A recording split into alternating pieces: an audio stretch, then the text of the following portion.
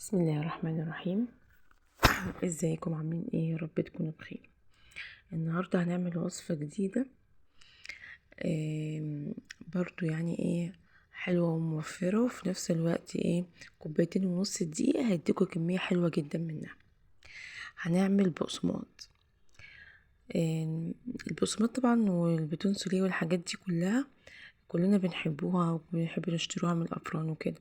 فاحنا هنحاول نعملها النهارده بطريقه موفره، وفي نفس الوقت لو قارنتيها باللي انت بتشتريه من بره فهتحسي ان انت لا انت كده بتوفري. انا هنا حطيت كوبايتين ونص دقيق، عليهم معلقه كبيره خميره، معلقه كبيره سكر، نص معلقه بودر، رشه ملح، واربع معالق زيت، 4 معالق بالظبط بالمعلقه. هنغلف ومعلقه صغيره خل. هنقلب كويس جدا، يعني احنا عايزين نغلف الدقيق، يعني كل حباية دقيق يكون فيها زيت، عشان هو الزيت ده هو اللي هيديها ايه، القرمشة والطعم الحلو برضو. فاحنا هنغلف كويس جدا، هنفرك كأننا بنعمل كحكة بالظبط. هنفرك كويس جدا الدقيق مع الزيت بالشكل اللي انا بعمله ده. دي اهم خطوة، يعني اهم حاجة في البقسماط هي دي. هنفرك كويس جدا، وبعد كده بقى نعجن. الكوباية اللي احنا عايرنا بيها الدقيق هنملاها مية دافية، هي دي اللي انا عايرت بيها، هملاها مية دافية واعجن، وعلى حسب العجينة بقى ما تاخد مني. هي هنا خدت كوباية الا معلقة بسيطة يعني. هتعجني كويس جدا. اهم حاجة يا جماعة في العجين هي العجن، في المخبوزات هي العجن. لو عجنتي حاجة كويس وخدمتيها كويس بتديكي نتيجة رائعة.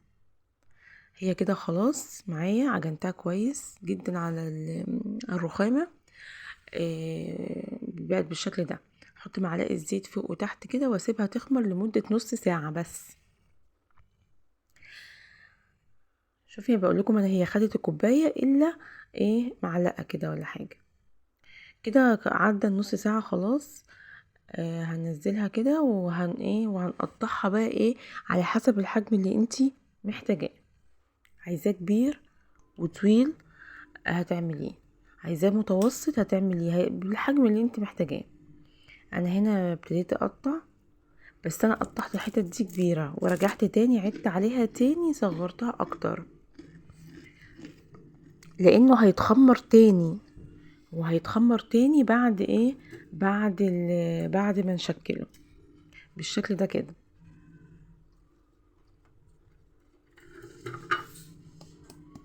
نبرم بقى اكنك بتعملي كحك كده، هتبرمي كويس. انا هكون محضره طبق فيه ميه وطبق فيه سمسم. طب ليه الميه؟ الميه دي عشان هاخد البقسماطايه كده احطها في الميه وبعد كده ايه احطها في السمسم. طب الميه مش هتبوظ العجينه؟ لا مش هتبوظ العجينه، بالعكس، اما تدخليها الفرن هتاخد اللون اللي انت شايفاه ده.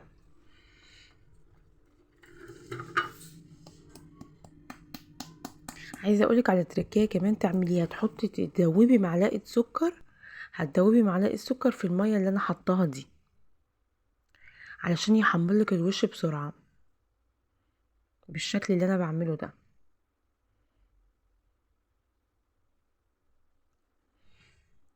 هنعمل كمان واحده. انا هنا بصغر بقى على حسب الحجم اللي انا بحبه. صغرتي بقى انتي كبرتي، وكمان تقيسي على الصينيه اللي هتعملي فيها، يعني الصينيه اللي هتعملي فيها هي اللي هتحكم عليكي برضو. فانا كنت بقيس كده الصينيه اللي انا بعمل فيها وايه، وبعمل على مقاسها.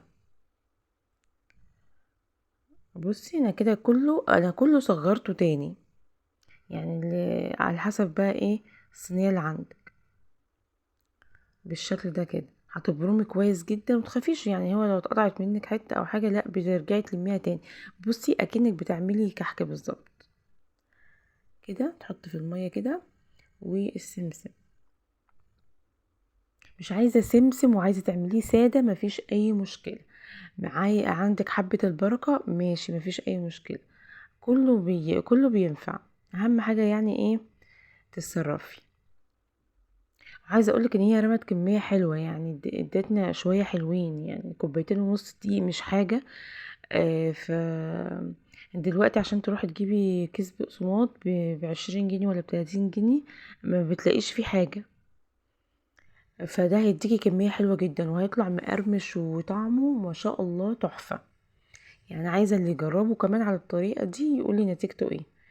بالشكل ده كده. احنا هنكمل دول فضلوا معايا، فهعملهم بالشكل اللي انتوا شايفينه ده. هو ده اختراع بقى من دماغي، بس بصراحة طلعت جميلة. حطيناها كده في المية والسمسم. هو هتديني 2 بس، يعني فضل معايا، فانا مش هرمي عجين طبعا. فانا هعمله بالشكل ده. ايوه بالشكل ده. بس كده.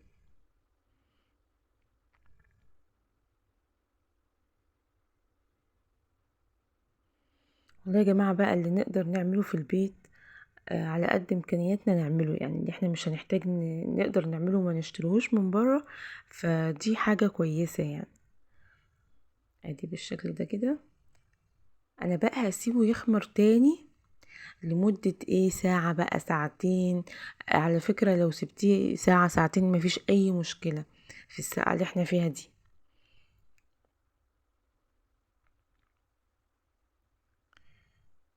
يبقى بالشكل ده كده هو تضاعف حجمه.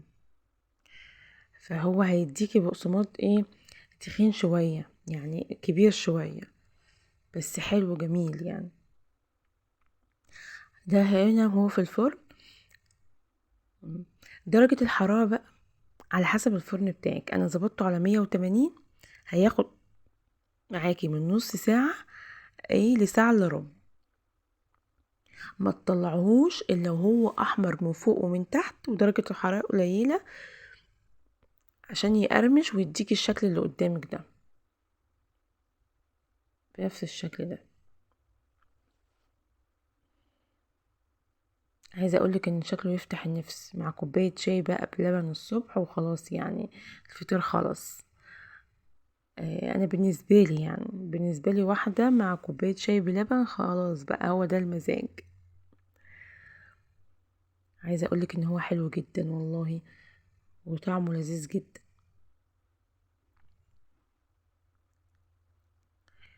والعيال بقى هما ماشيين الصبح ياخدوا واحدة مع كوباية شاي او واحدة مع حتة جبنة. بيكون خلاص يعني كده فطارهم.